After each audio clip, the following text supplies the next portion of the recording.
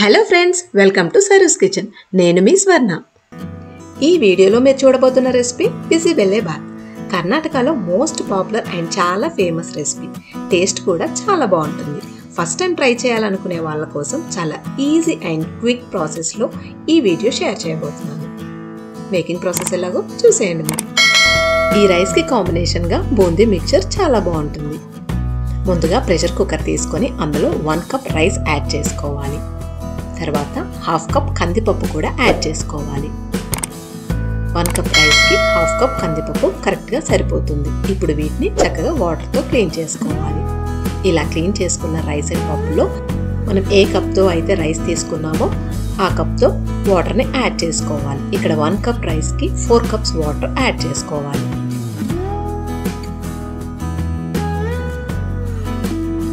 ఇప్పుడు ఈ రైస్లో మరి చిన్నగా కాకుండా మరి పెద్దగా కాకుండా మీడియం సైజులో కట్ చేసుకున్న వెజిటబుల్స్ అండ్ ఇంగ్రీడియంట్స్ని యాడ్ చేసుకోవాలి. అవేంటంటే ముందుగా కట్ చేసుకున్న ఆనియన్స్, మీడియం సైజులో కట్ చేసుకున్న క్యారెట్స్, అలాగే పల్లీలు, కరివేపాకు, పచ్చి బఠానీలు కూడా యాడ్ చేసుకోవాలి. అలాగే మీడియం సైజులో కట్ చేసుకున్న పొటాటోస్ని కూడా యాడ్ చేసుకోవాలి. అలాగే బీన్స్ని కూడా యాడ్ చేసుకోవాలి. లాస్ట్లో టమాటోస్ కూడా యాడ్ చేసుకోవాలి. ఇప్పుడు 1 టేబుల్ స్పూన్ పసుపు కూడా వేసుకొని ఒకసారి మిక్స్ చేసుకోవాలి.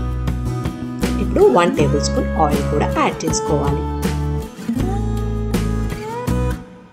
ఇప్పుడు ప్రెషర్ కుక్కర్ మూత పెట్టుకొని స్టవ్ పైన పెట్టుకొని 3 విజిల్స్ వచ్చే వరకు ఈ రైస్ని కుక్ చేసుకోవాలి. ముందుగా నిమ్మకాయ సైజ్ అంత చింతపండు తీసుకుని దాన్ని చక్కగా నానబెట్టుకోవాలి. ఇలా నానిన తర్వాత దాన్ని రసం తీసి పెట్టుకోవాలి. ఎంటీఆర్ బిసిబెలే బాత్ మసాలా పౌడర్ మనకి మార్కెట్లో ఈజీగా అవైలబుల్గా ఉంటుంది. ఫస్ట్ టైం చేసే వాళ్ళకి అండ్ క్విక్గా చేయాలనుకునే వాళ్ళకి ఈ మసాలా పౌడర్ బెస్ట్ ఆప్షన్. ఇందాక తీసి పెట్టుకున్న చింతపండు రసంలో 2 టేబుల్ స్పూన్ ఆఫ్ బిసిబెలే మసాలా పౌడర్ని వేసుకోవాలి. ఇలా మిక్స్ చేసుకుంటే ఉండలు కట్టకుండా ఉంటుంది. డైరెక్ట్ పౌడర్ని రైస్లో యాడ్ చేసుకోవడం కంటే ఇలా మిక్స్ చేసుకొని యాడ్ చేసుకుంటే రైస్లో చక్కగా మిక్స్ అవుతుంది. ఇప్పుడు ఇలా మిక్స్ చేసుకున్న చింతపండు రసంని మనం ఇందాక కుక్ చేసుకున్న రైస్లో యాడ్ చేసుకోవాలి.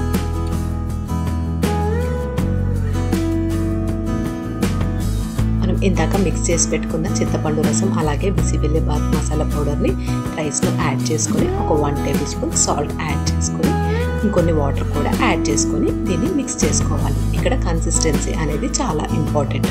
మనకి ఇక్కడ ఎక్స్ట్రా వాటర్ కావాలన్నా మసాలా పౌడర్ కావాలన్నా ఎక్స్ట్రాగా యాడ్ చేసుకోవాలి.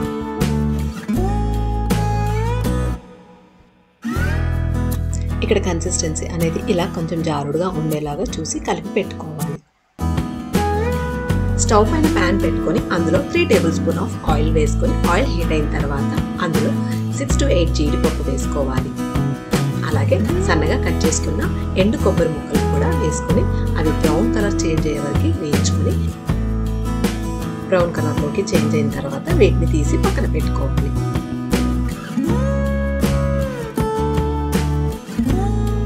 ఇప్పుడు అదే ప్యాన్లో 1/2 టేబుల్ స్పూన్ జీలకర్ర వేసుకోవాలి. అలాగే 1/2 టేబుల్ స్పూన్ ఆవాలు కూడా వేసుకోవాలి. 5 to 6 ఎండుమిర్చి కూడా వేసుకొని ఒకసారి మిక్స్ చేసుకోవాలి. ఇప్పుడు కొంచెం కరివేపాకు కూడా వేసుకోవాలి.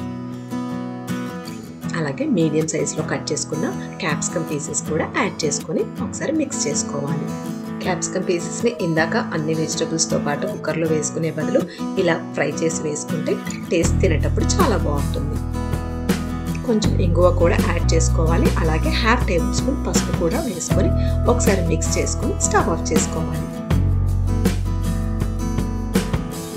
ఇప్పుడు ఈ పోపుని ఇందాక రెడీ చేసి పెట్టుకున్న రైస్లో యాడ్ చేసుకోవాలి. అలాగే ఇందాక ఫ్రై చేసి పెట్టుకున్న జీడిపప్పు కొబ్బరి ముక్కల్ని కూడా వేసుకోవాలి.